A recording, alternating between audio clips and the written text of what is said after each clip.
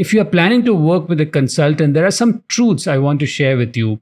First, once you read books on writing and read F&GMAT's essay guide, you should assess your own writing, because how you work with a consultant will be determined by how you write essays. When you communicate with your team or your supervisors, the goal is to convey the message in the most succinct manner, with emotions often never shared in an email. Even if you're great at written communication or you have submitted papers in a functional journal in technology or finance, the expected vocabulary is very different. The admissions team is trying to understand the person behind the GMAT or GRE score and the resume. Some applicants are very good at adjusting to this writing. Some are not that great despite a lot of guidance. So the challenge for a consultant while editing is how much they should be involved in the rewrite process. If they take over 70 to 80% of the rewrite, it will read like a polished version of an essay. It's like your parents doing your homework. I typically encourage an iterative editing process where the effort is in guiding the applicant to be a better writer, to capture more context, to capture the right emotion, not to overdo any dialogues or the emotional part of the narrative. Finding the right balance is key.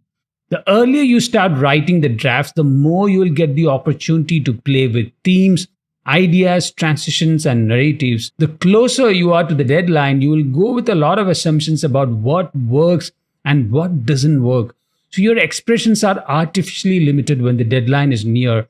And even for consultants and editors who write and edit on a daily basis, it's a challenge to come up with unique phrases that are similar to how the applicant writes. It shouldn't look like a version that a consultant wrote. For authentic writing, I would suggest that you at least write the first version freely without any preconception about how an essay should be. Then read F&GMAT's essay guides or books on writing and then refine it further. Your version without the knowledge of how an essay should be would include phrases that are truly unique and represent how you think and talk. It's not that all the lines in an essay should sound unique, but even if 15 to 20% of the phrase used in an essay is different from a typical polished essay, you will stand out. The best way to find a consultant who can represent your voice is by reading their work. If you want to see how I write essays, you can purchase F&GMAT's essay guides at store.fngmat.com. There are a lot of previews of the sample essays that I've offered for free at fngmat.com/sample-mba-essays.